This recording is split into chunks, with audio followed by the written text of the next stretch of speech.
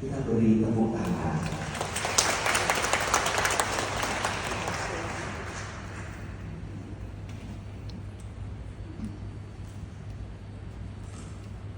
Shalom, Bapak Ibu. Perkenalkan, saya Loko. Pertama, mungkin saya mau mengucapkan terima kasih kepada Romo, kepada petugas gereja dan juga gereja waria yang mengizinkan saya untuk berbagi kisah seberapa kasih Tuhan, belas kasihannya, kemurahan hatinya yang saya alami dari saya kecil sampai sekarang. Sebenarnya banyak anugerah mujizat yang saya alami. Mungkin nanti saya akan lebih memfokuskan kepada peristiwa-peristiwa yang membentuk iman saya. Saya lahir dari pasangan suami istri. Ayah saya dulunya ateis, antikristus ya. Ibu saya dulunya Protestan. Ayah saya orang yang sangat mengandalkan logika ya, kekuatan manusia. Sedangkan ibu saya sangat mengandalkan Immanuel. Nah, ini dimulai waktu saya umur 8 tahun. Saya mengidap divonis penyakit aneurisma, membengkakkan pembuluh darah abnormality di tingkat kritis ya. Jadi kita sudah ke banyak dokter, sudah waktu itu diberi kesempatan untuk diterima dengan salah satu profesor dokter lulusan Jepang, dan pada saat itu dia tim dokter kepresidenan pada saat itu. Semua dokter mengatakan hal yang sama, bahwa saya pembuluh darah ini bisa pecah kapan saja dan maksimum mungkin 6 bulan per tahun waktu itu. Nah, lalu ayah saya yang dulunya ateis ini tiba-tiba tergerak hatinya, entah bagaimana dia bilang ke mami saya, dia bilang, yuk kita coba ke pertapaan Roslam di Temanggung, itu pertapaan Katolik. Di situ dia berdoa, dia mulai merasa ada panggilan Roh Kudus di situ. Dia berdoa, lalu ketemu satu pastor di situ. Akhirnya dia bilang, oh baik, setelah cerita, dia bilang, mari kita berdoa bersama, berpuasa, menyucikan diri. Kita lihat nanti bagaimana tunjuknya. Tahap demi tahap perjalanan yang cukup panjang, hampir 12 bulan waktu itu. Karena setelah dokter memvonis saya tidak ada harapannya lagi, dari waktu itu kita sudah stop, berhenti mencari solusi di bidang kedokteran. Kita penuh dengan doa saja dan harapan. Dan di situ ayah saya benar-benar berubah ya, benar-benar berubah. Dia yang tadinya sangat orangnya duniawi, logika, otak, dia sudah terpasrah. Dan setelah perjalanan panjang itu, akhirnya saya merasakan gejala-gejala yang saya alami itu hilang, memudar. Lalu papa mama saya bilang sama Romo yang di situ, Romo apakah boleh saya mengecekkan kembali kepada dokter-dokter kondisi anak saya ini yang dulu memvonis dia pasti meninggal. Terus di situ Romo bilang, oh iya, saya berdoa dulu ya. Dan sekitar berapa lama kemudian, berapa minggu ya, zaman dulu belum ada WhatsApp, jadi dulu kita berkomunikasi dengan beliau pakai surat pos Indonesia. Nah, di situ dibilang silakan Bapak Ibu mengecekkan kembali kondisi Yoko kepada dokter yang memvonis dia pasti meninggal. Setelah kita cek semuanya, ajaibnya semua dokter mengkonfirmasi hal yang sama, bahwa saya sembuh 100%. Di situ benar-benar tidak ada cacat lagi.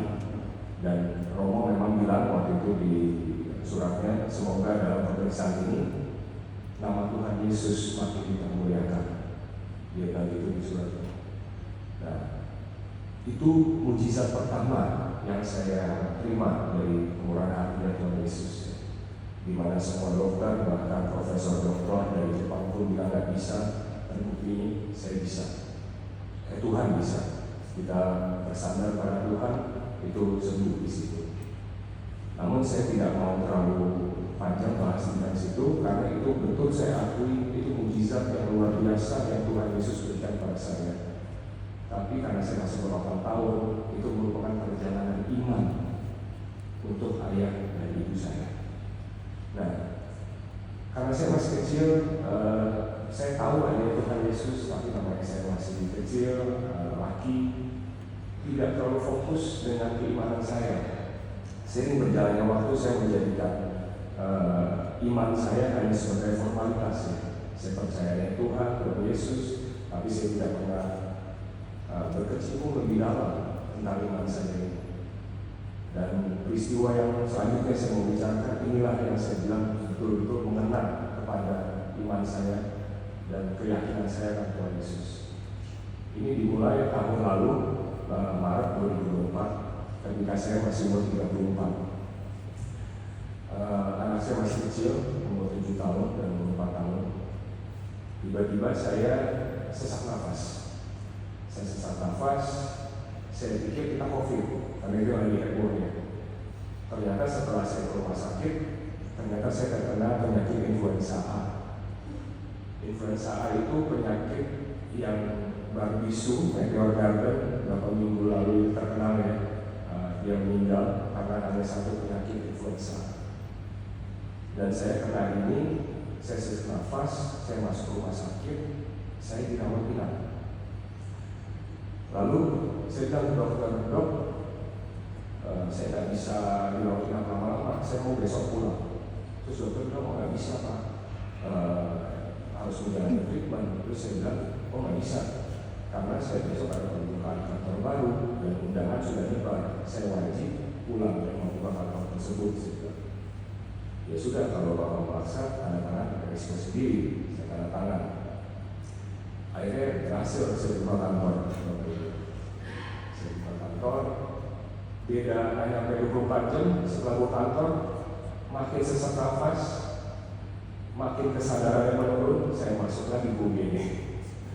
Saya masuk lagi ke UGD. Saya bilang ke dokter yang karena rumah sakit yang sebelumnya penuh, saya ke dokter rumah sakit yang beda. Saya bilang, dok, saya kemarin didiagnosa influenza A. Oh iya Pak, kalau gitu kita lanjutkan treatmentnya. Baik. Nah, lucunya kalau kita tahu tentang COVID ya, itu kan saturasi di bawah 95 bahaya.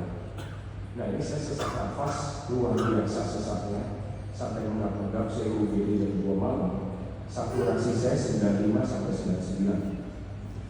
Nah jadi kita masuk rumah sakit, kita dari UGD naik ke kamar biasa. Yang tahu saya namanya Dokter M, kita bilangnya namanya M. Dokter M bilang, ini aneh ya, influenza A-nya sudah ditangani. Kenapa dia sesak nafas sampai begini, padahal saturasinya itu sempurna. Lalu dokter mengira-ngira, wah jangan-jangan Pak Yoko ini terkena mental disorder, panic attack, serangan panik, di mana kecemasan yang luar biasa sampai ini sesak nafas. Lalu itu didukung oleh salah satu saudara saya pada saat itu di situ. Dia bilang, oh betul dong, karena Pak Yoko ini kerjanya sangat pakai pikiran ya, dan tekanan keras ke mentalnya ya. Nah jadi dokternya makin yakin, dan pada saat padahal saya jamin 100% dokter ibu saya nggak ada penyakit kecemasan itu.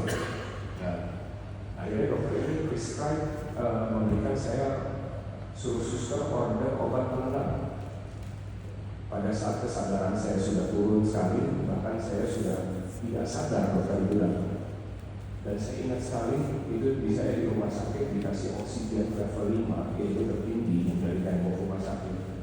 Namun tidak membantu apapun, saya tetap susah nafas. Nah, pada saat itu mami saya sudah datang, papi saya sudah datang, istri semua ada di situ. Menurut keterangan mereka yang pada saat itu saya sudah tidak sadarkan diri ya, saya sudah biru dan sudah abu-abu badannya. Lalu istri saya inisiatif ngomong ke suster, sus, apa boleh kita cari pendapat kedua dari dokter lain? Suster bilang, oh baik, Bu, kita akan ngobrol ke dokter M, kita tanya, bolehkah kita ambil pendapat dari dokter lain. Nah, itu kondisi obat penenang udah on the way naik ke ruangan saya, mau disuntikin. Saya ingin bayangin, saya kondisi sudah nggak sadarkan diri, sesak nafas, kalau disuntik obat penenang, rasanya saya bisa tenang selama gitu loh. Nah, tiba-tiba ada dokter yang namanya dokter Leo, dokter Leo Simanjuntak ini, dia datang ke ruangan saya, kita nggak kenal dia siapa, dia nggak kenal saya siapa. Just in time sebelum obat itu disuntikkan ke saya, penenang itu. Lalu dia lihat kondisi saya, dia panggil dokter jaga. Dia kan dokter jaga, kamu jaga apa? Pasienmu udah seperti ini, kok kamu gak ada tindakan apapun?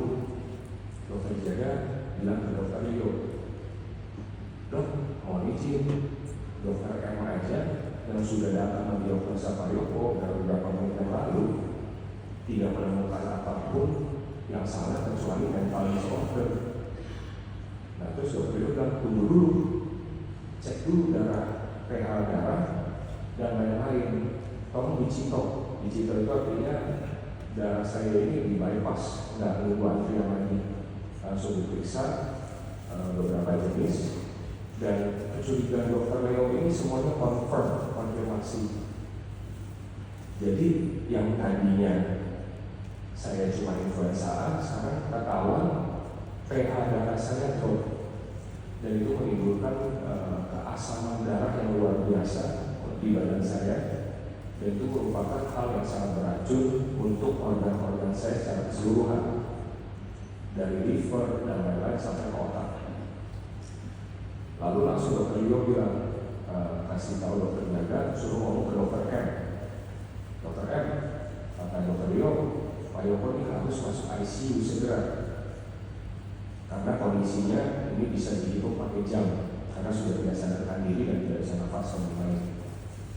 Lalu akhirnya mereka sepakat masukin saya ke ICU dan penting, dan akhirnya keluarga saya bilang, kalau gitu kita minta tambahan pendapat dokter-dokter lagi, yang tadi yang rawat saya hanya 1 dokter, jadi 10 dokter, 1 profesor di ICU. Di ICU diadakan pengecekan lebih lanjut, dan di situ ditemukan 6 kondisi kritis. Kalau berbisu Edward Gardner kemarin meninggal hanya dengan 1 penyakit influenza A, saya 6. Dan 4 di antara 6 ini lebih fatal jauh daripada influenza A. Pertama, saya influenza A, berujung pneumonia, saya terkena shock sepsis, saya terkena KAD, ketoacidosis diabetiku, saya terkena pankreatitis, penyumbatan saluran aman baldak, dan juga terakhir tipes. Tipes itu hal yang paling ringan di antara semuanya, di mana sehari-hari orang terkena tipes itu paling ringan. Kalau lebih komplain, itu mortality rate-nya, kematiannya lebih dari 100%. Karena sepsis shock sendiri tingkat kematiannya 60-80%. Belum ditambah yang lain-lain. Lalu semenjak di ICU itu hari kedua, ketiga, dokter mulai bicara sama ayah, sama maki-maki saya, sama istri saya. Dia bilang, ini jujur buruk sekali ya, buruk sekali, di mana tekanan darah terus turun terus. Anda semuanya harus siap-siap. Dan pastinya istri saya sama orang tua saya paling terpukul dalam hal ini, mengingat anak saya masih 3 tahun sampai 7 tahun. Lalu mereka berdoa saja sudah berpasrah. Saya ingat di hari keempat itu sampai orang tua saya minta tolong Romo Widi untuk melakukan perminyakan di ICU. Dia sudah dilakukan perminyakan. Hari kelima, 5 hari lebih sedikit lah ya, tiba-tiba saya bangun dari koma saya.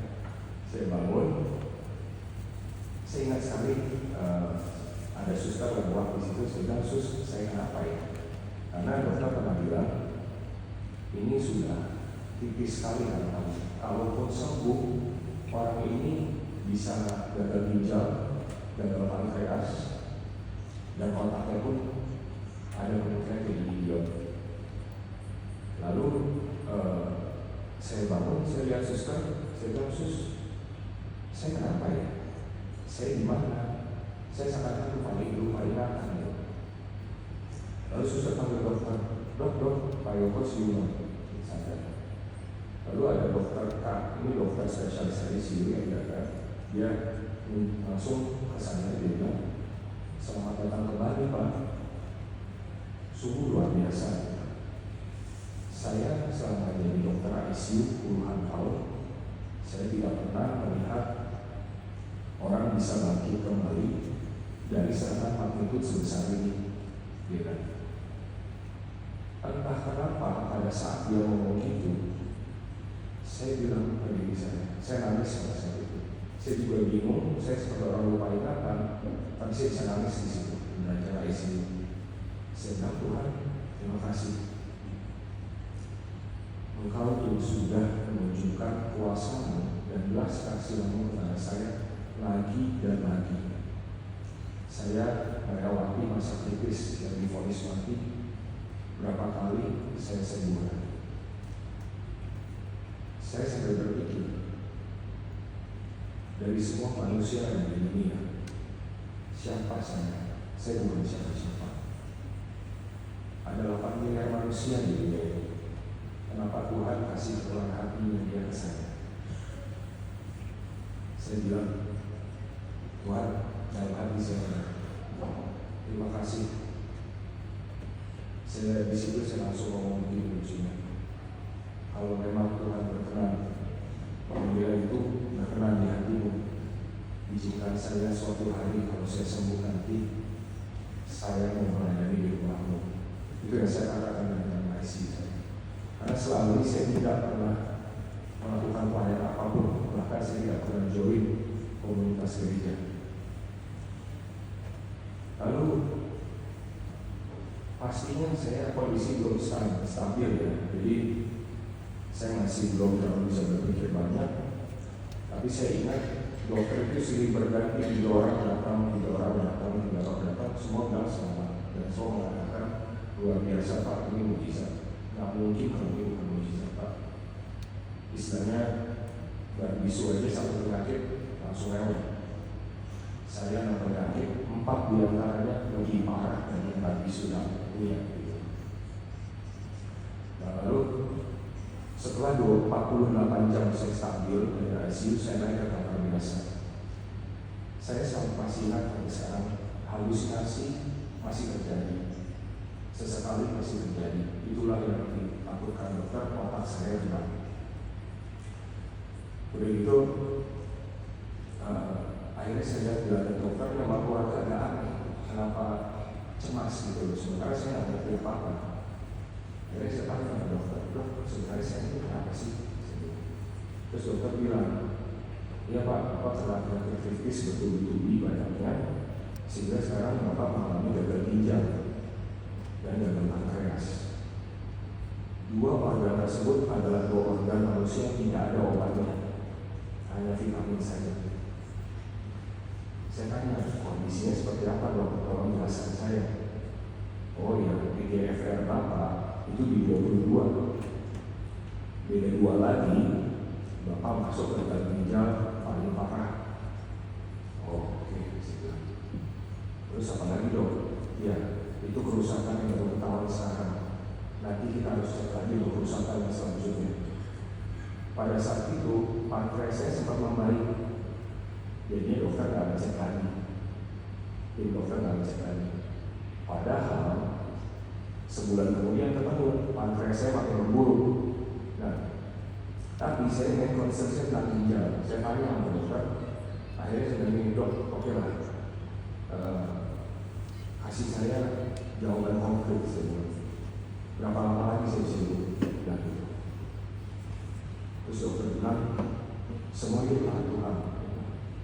Tapi kalau secara klinis, kurang lebih 8 tahun lagi dari GFR di 20. sekitar 3 hari kemudian saya dibolehkan pulang karena saya terkena bakteri lagi selama saya di hospitalisasi karena banyak bakteri di hospital. Akhirnya saya rawat di rumah, saya susah jalan, badan saya bengkak dari atas sampai bawah. Saya bahkan ke kamar mandi masih di spot, nggak bisa mandi, nggak bisa apa. Saya mikir terus tuh dengan logika manusia saya bilang kalau istri saya juga housewife, bukan bisnis, anak saya masih umur 3 tahun, 7 tahun. Pastinya kalau sebagai orang tua lagi, anak masih umur segitu, yang dipikirnya apa? Siapa yang bisa jaga? Siapa yang bisa nafkahi? Itu doang dari kepala saya. Ketakutan tiap hari tanpa henti. Sampai 2 minggu kemudian saya capek untuk takut. Akhirnya saya berdoa sama Tuhan, saya bilang, Tuhan, Engkau telah menyembuhkanku waktu aku berlalang tahun. Engkau menyembuhkan aku lagi pada saat saya di ICU kemarin. Tuhan, hamba sangat takut melihat dia ini. Anak masih umur 3 tahun, 7 tahun. Tuhan, aku berpasrah padamu semua. Dan saya pertama mengucap syukur padamu. Diagungkanlah Engkau di sepanjang segala masa. Dimuliakanlah Engkau di sepanjang segala masa tempat yang maha tinggi. Tidak ada satu penyesalan pun yang saya rasakan, melainkan puji syukur, terima kasih yang setinggi-tingginya. Yang seharusnya saya meninggal di ICU, saya selamat dan sadar dengan waktu dan progres yang luar biasa cepat. Sehingga Tuhan, hamba sangat takut. Tapi saya percaya Tuhan, yang jaga anak saya atau Tuhan itu masih lebih sempurna. Siapa saya? Saya hanyalah muda biasa yang penuh dengan menonjolkan kekuatan manusia dan kesombongan yang saya. Tidak ada rasa penyesalan, melainkan agunglah Engkau di tempat yang maha tinggi, dimuliakanlah Engkau sepanjang segala masa. Saya yang harus meninggal kemarin, entah itu vonis dokter 7 tahun, 7 bulan, 7 hari, saya bilang terima kasih Tuhan. Paling tidak sekarang saya bisa meminta maaf kepada Engkau, kepada keluarga saya. Dan paling penting saya bilang, saya dapat mengucapkan selamat tinggal kepada keluarga saya. Saya bilang itu di dalam doa saya. Apapun yang Engkau berikan, saya siap Tuhan. Sekali lagi saya bilang, puji, syukur, terima kasihku hanya kepada-Mu. Itu doa saya tiap hari, terus-terusan.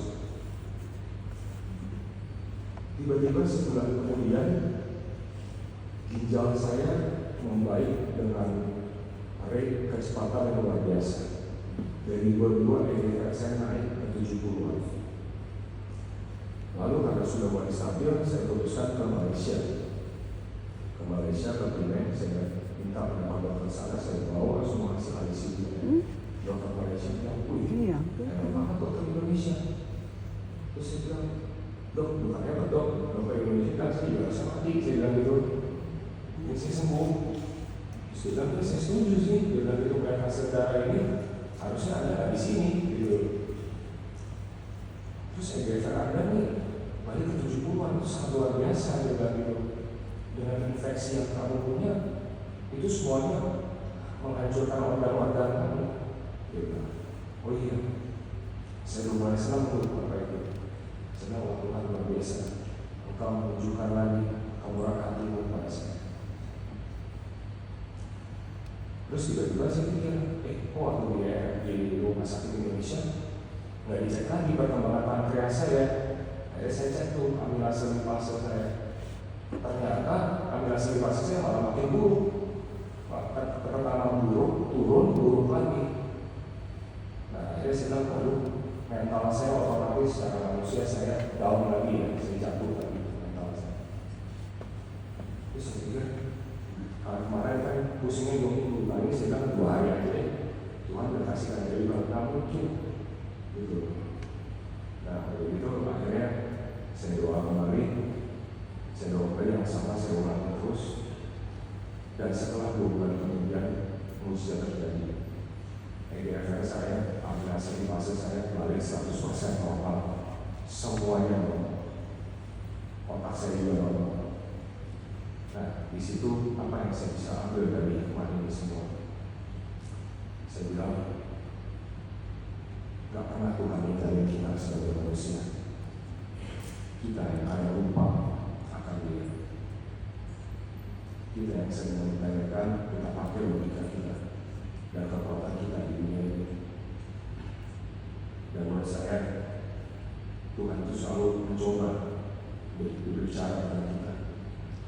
Tapi tergantung manusia kita sendiri. Apakah kita mau mengutamakan keilahian Dia, kekuatan Dia, Roh Kudus daripada logika kita. Itu hikmah yang saya ambil dan bisa yang saya terima.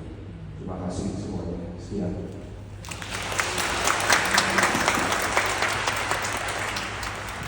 Terima kasih Bapak Yoko untuk sharing iman yang menentukan buat kita semua. Luar biasa.